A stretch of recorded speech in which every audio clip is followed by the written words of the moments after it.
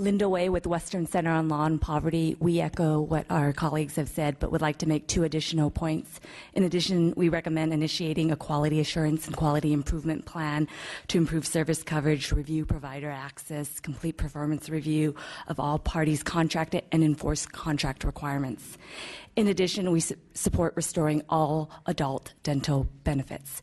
We appreciate the legislature partially restoring adult dental benefits, but some important dental benefits such as partial dentures and gum treatment are still not covered.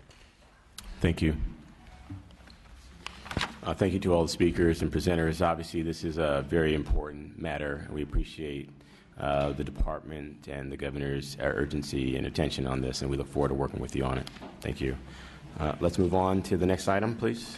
All right, it's a timely item. It's a proposal to change state law that would require local CHDP programs and fee-for-service CHDP providers to refer all Medi-Cal eligible children participating in the CHDP program who are 1 year of age or older to a dentist participating in the Medi-Cal program, rather than the current law, which has that age at the age of 3. Medi-Cal managed care providers who are also required to follow these standards would be expected to conform to this requirement as well. This language would bring the state law into conformance with Medicaid EPSDT requirements, as well as the recommendations of many national and state organizations such as the American Academy of Pediatric Dentistry, the California Dental Association, and the American Public Health Association. Finance. LAO's office. Are there speakers? Let's hear from the speaker. Sarah Benjamin from Children Now Again. We support this proposal. We believe that in order to work in concert with the Medi-Cal dental program, we need to ensure that our state's youngest children have a pathway to receiving preventive dental services that will help ensure improved overall health. Thank you. Thank you. Tama with Health Access California, and we support this proposed trail bill language and note that it would make California responsive to direction from CMS for the state to improve the rate from which young children receive dental services. Thank you. Linda Way with Western Center on Law and Poverty. We support this measure as it aligns with recommendation from state and national pediatric organizations. Thank you. Moving on to the annual open enrollment proposal. Sure. So this proposal would create an annual health plan open enrollment process for non-disabled family and child Medi-Cal managed care plan beneficiaries who are enrolled in counties that have more than one Medi-Cal managed care health plan. Beneficiaries subject to this process would be allowed to change plans during the open enrollment period with some exceptions to that, consistent with overall healthcare industry practice. This period would occur each year and would align with the covered California open enrollment period. A stable enrollment in a health plan has many benefits. First, for the beneficiary, it helps to ensure continuity of care and case management. It helps us as a oversight agency improve the monitoring and oversight of health plans, as only those individuals who are continuously enrolled for certain periods of time are included in quality metrics. Those who are not are excluded from those metrics, and sometimes can make it difficult for us to monitor what's really happening with our full population. And for our health plans, it can relieve certain administrative challenges and costs, as plans having to repeat health risk assessments or the cost of mailing out things multiple times if someone is changing health plans on a regular basis. This proposal is limited to the family and child aid categories, as these populations are those who have been in managed care for many, many years in the Medi-Cal program. We would then be required to submit a report to the legislature and seek further legislation if it was going to be expanded beyond this group of beneficiaries. Anything for finance?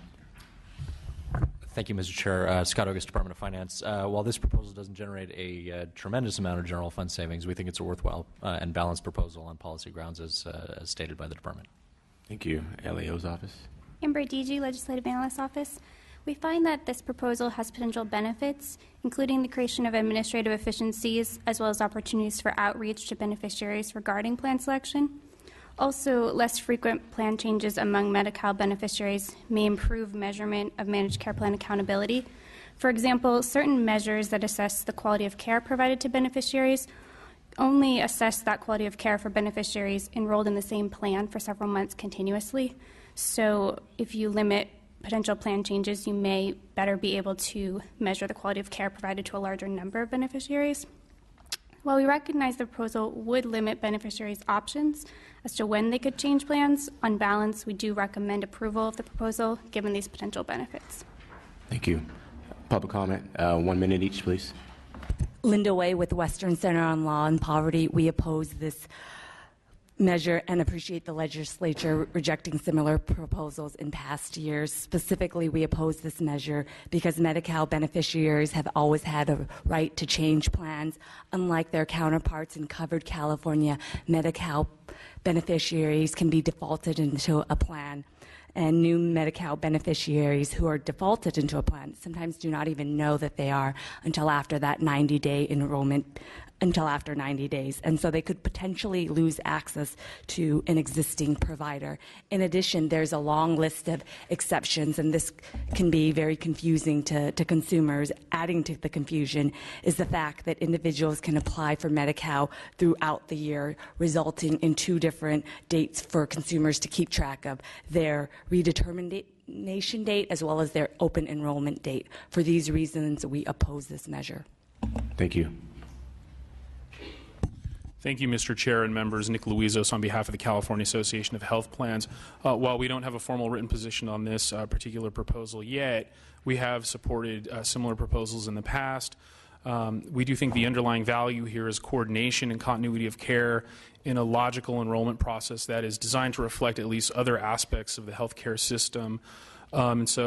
If this item is held open, we hope it's given fair consideration and some reflection, particularly since the department has gone a long way in limiting, if you will, the proposal, at least in comparison to proposals that have been offered in the past. So we hope that you fairly consider it as it's held open. Thank you. Thank you. Katie Truworthy on behalf of Anthem Blue Cross, and we are in strong support of the proposal and want to thank the administration for really crafting a more narrow focus to really look at whether this would work for the Medicaid population. And if this item is held open as we move forward, we would like to work with the stakeholders and the department in finding a resolution that maybe can find a more happy middle ground. So thank you. In 15 seconds. Well done. Thank you. Tam Ma with Health Access California. No such luck with me there. So we oppose this proposal because it would limit consumer choice and access to quality care. And I think there's very important to note that there are some critical differences between the Medi-Cal managed care population and their counterparts in the commercial managed care context that make mandatory open enrollment in this context very inappropriate. Like our colleague at Western Center said, a lot of enrollees are enrolled in a plan by default, and they may take them more than 90 days to know that they've been enrolled by default. And for these folks, they may have disruptions in their care and access to their existing providers. In addition, Medi-Cal managed care plans have lower quality ratings than their counterparts in the commercial world, and the department's taking on initiatives to measure quality in Medi-Cal managed care, and we don't think it's appropriate to institute open enrollment until we have better information. And we know that these plans are providing quality care for consumers. Thirdly, the trail bill and the proposed and existing federal regs allow beneficiaries to disenroll for cause. And while this is a good thing, it's also very challenging for average consumers, but also for Medi-Cal beneficiaries to navigate this process and show sufficient cause to change plans. And finally, there are a number of exceptions in this proposal, but at the end of the day, most Medi-Cal beneficiaries don't know which aid code they fall under or how they get into Medi-Cal, so I think there would be a lot of confusion within the program and for beneficiaries, and it will create a lot of extra work for county welfare departments to administer the program. Thanks. Thank you. Thank you, Mr. Chair. Eduardo Martinez, representing the California Medical Association. We haven't actually taken a formal position on this. We have sent it out to our members to ask for some initial feedback. We have opposed this proposal in the past, but want to see if there's anything that's been changed in light of the expansion.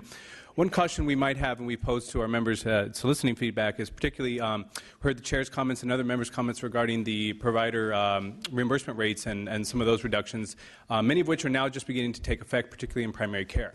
you have a situation where some plans might be absorbing those cuts and not passing those cuts along to a provider, while others are passing those cuts along. You may have a situation where a patient desires to maintain a relationship with a particular provider, and that provider, through the imposition of this cuts, can no longer participate in a particular managed care plan. However, they may be able to participate in another plan that is, for example, not passing along those cuts. So we could have a situation where this proposal goes through. A provider will basically cannot participate in a particular plan. That patient will have to wait until the next open enrollment period at that point to then select the plan that the provider is participating in, limiting their choice even further. So again, no official position as of yet, but we have opposed this proposal in the past. Thank you.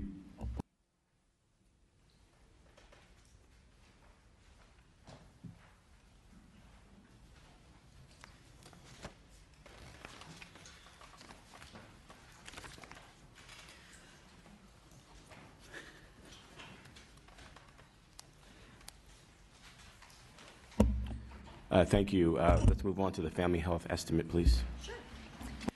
So again, I'll try to be speedy here. In terms of providing a brief overview, the Family Health Estimate has 4 major programs: the California Children's Services Program, the Child Health and Disability Program, the Genetically Handicapped Persons Program, and Every Woman Counts. CCS provides diagnostic and treatment services, medical case management, and physical and occupational therapy services to children under the age of 21 with a CCS-eligible medical condition. The program also provides medical therapy services that are delivered at public schools. The program is administered as a partnership between county health departments and DHCS. CHDP is a preventive program that delivers periodic health assessments and services to low-income children and youth in California, provides care coordination to assist families with medical appointment scheduling, transportation, and access to diagnostic and treatment services. Health assessments are provided by enrolled private physicians, local health departments, community clinics, managed care plans, and some local school districts. Third, the Genetically Handicapped Persons Program is a health care program for adults with certain genetic diseases. The program works with doctors, nurses, pharmacists, and other members of the healthcare delivery system in providing many types of health services. GHPP provides complete services to its clients, and unlike other programs, covers services, even those that aren't related to the specific eligible medical condition, although the approval of those services is linked to an individual review process. And then finally, Every Woman Counts provides free breast and cervical cancer screening and diagnostic services to uninsured and underinsured women in California. It also provides education to California clinicians to improve the quality of breast and cervical cancer screening services and tailored health education to increase early cancer detection among all California women. And then finally, there was a question about our process in looking at the CCS program and our desire to look at improvements there. We have convened an expert stakeholder work group with a wide variety of providers, parents, counties, health plans, and researchers to really consider options to improve the system of care for children in CCS. These meetings are also open to the public. The 2 meetings have been conducted so far. The next meeting is scheduled for March 20th. We greatly value the quality of care that's provided through CCS. However, we are concerned about the fragmentation among providers, counties, and health plans. There are several entities who provide overlapping care coordination for children with CCS conditions. And additionally, CCS beneficiaries have to navigate multiple systems to receive services, depending on whether the service is related to their CCS-eligible condition. So really, consistent with the overall direction of the department to try to improve quality and integrate care, the CCS redesign stakeholder process is targeted at just that. How do we improve the healthcare delivery system for these beneficiaries to improve their quality of life in spirit of the AAA? Thank you. Anything from finance? Anything from the LAO's office? Sean Martin, Legislative Analyst's Office. We're not raising any issues with the family health estimate right now. We will analyze it at the time of the May revision, and if we have any recommendations on adjustments at that time, we'll let you know. Thank you.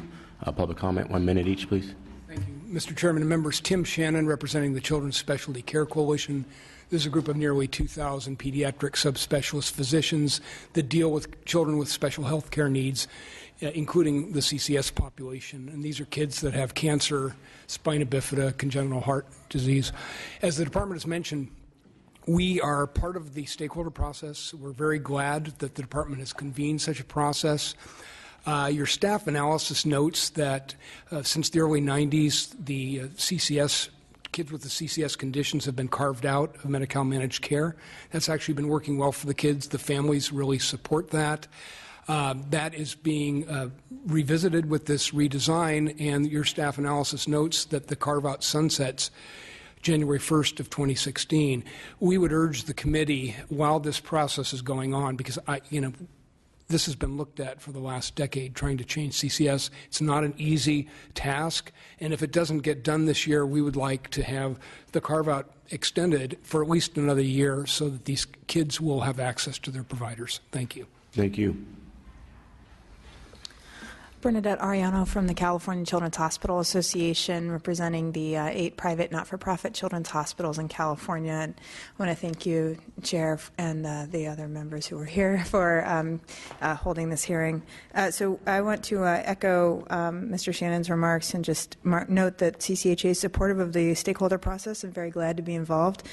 But we also think that because of the complex nature of the program, we hope that the committee will consider at least a one-year extension in the budget process in order to allow the DHCS process to conclude and to permit the legislature and advocates adequate time to discuss the future of CCS. Thank you. Thank you. Mr. Chair and members, again, Terry Calver-Hill representing Children's Hospital Oakland as well as the Hemophilia Council of California. We echo the previous witness comments. We're part of that stakeholder work group on CCS. We have one of our hemophilia patients on the RSAB board, and we're participating with the children's hospitals through their association. We, too, think that we'd hate to see the sunset of the CCS carve-out, hit at the end of the year without these patients being protected. So we'd like at least a one-year consideration of an extension while we work through that process. And then I want to introduce Kate Muir is on the board of directors for the Hemophilia Council, and we also have an issue on GHPP, which are basically the adults with hemophilia and a few other conditions. So it's the other issue she talked about, genetically handicapped persons program. There's a proposal to require those patients to apply for Covered California or Medi-Cal first, and we don't have any problem with them applying for Medi-Cal, but we think there's about 350 of our patients with hemophilia who use GHPP as their comprehensive coverage, and we would hate to see them fall off, the cliff and have to go into Covered California when we haven't addressed drug costs. So, Kate, if you have anything else to add. We can go ahead and frame that issue if you're going to be speaking on the next issue. For the GHPP? Yes. Sure. Thanks. Thank you. I want to thank you. It's been very interesting sitting here all afternoon. I appreciate your endurance of the subcommittee and the panels. I have 3 sons. My oldest son will be 30 in a week, and he has severe factor VIII deficiency, severe hemophilia. He was actually a beneficiary of CCS 27 years ago when we moved to California and were looking for jobs. I just want to respectfully oppose the governor's suggestion of transferring or transitioning GHPP patients onto Covered California prematurely. We applaud Covered California. We want to support the efforts and the successes. However, I feel that our community in particular, because of our complex nature of care and the cost of our drugs, could lead to failures of Covered California if we're not thoughtful in how we incorporate the access to care and the coverage that's needed. We want to contribute to the success, and in the meantime, we'd like to have the transition from GHPP to Covered California be done very thoughtfully, utilizing our expertise, the Chronic Care Coalition, my 27 years of advocacy and my colleagues as well, to make it all work for all of us. We appreciate the opportunity. Thank you. Thank you. Moving on to the Major Risks Medical Insurance Program proposal and trailer bill. So did you not want me to present item 14, which the limited scope? Please do. Okay.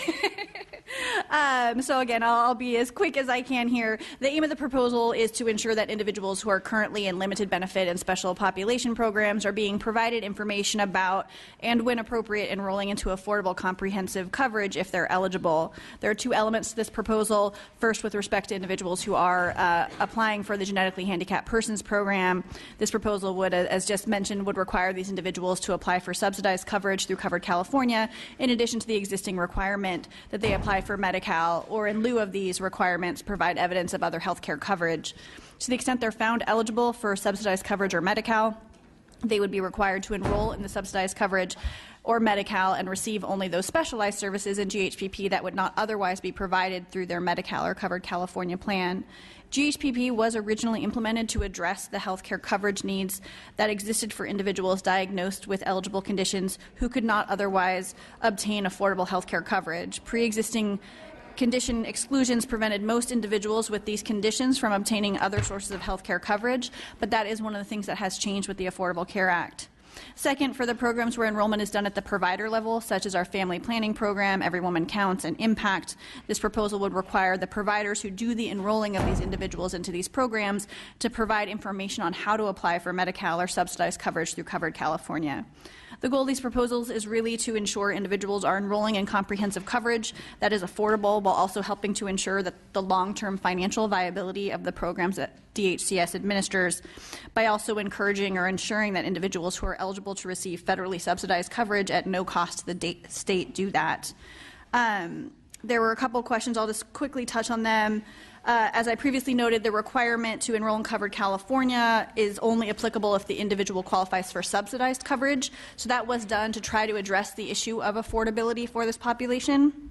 And in addition, I do want to point out that under existing law, so it's not in the trailer bill because it's in a separate part of the statute for GHPP, that there are case-by-case exemptions that the department would waive these requirements if it is determined that it would result in undue hardship. So we do think there's some opportunity there if affordability becomes an issue.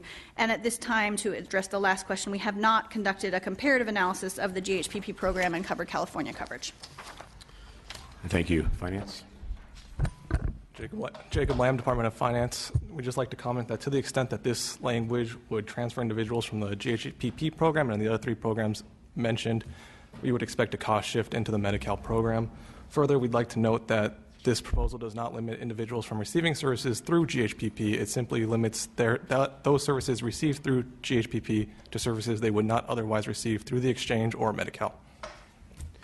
LEO's office. Sean Martin with the Legislative Analyst's Office. With regards to the first proposal to provide information about enrolling in healthcare to people who are applying for Every Woman Counts, Impact, and FPAC, in concept, we think that the proposal has merit. However, the trailer bill language as currently crafted really gives the Department of Healthcare Service very broad authority to decide how they're going to provide that information. The legislature may wish to consider refining that trailer bill language to meet legislative priorities.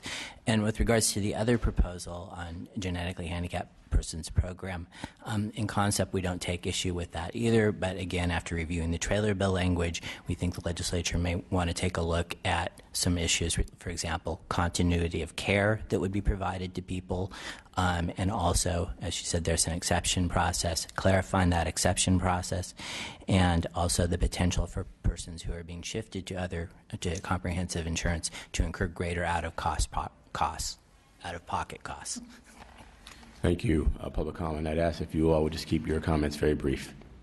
Sorry, I'm going to finish answering the question you asked last time because I was didn't have the chance to mention GHPP specifically. So the two critical differences for my son between GHPP and Covered California as it stands now is specifically the access to the federally funded treatment centers that he has attended his whole life and have contributed to him having gone to college, paying taxes, has a job now, is engaged. So that's a really important piece that Covered California has not had the time, understandably, to address. These centers of excellence cannot be duplicated. It would be a duplication of effort. They really need to be included in the broader network. And then, as this gentleman was pointing out, the high coinsurance rate that goes with my son's treatment and other adults with hemophilia, his costs currently are $500,000 a year for the products that he receives, that he treats himself preventively to stay healthy. So with these kinds of costs, and we've talked about costs a lot today with hepatitis C, I think we're just, again, going to need to be very thoughtful in how we proceed and manage these kinds of costs with these different programs. I would really look forward to working with Member Chu's effort on the transparency of high-cost drugs. The hemophilia community is probably, per unit of treatment, the single most expensive disorder to treat right now. So, okay, thank you. Thank you.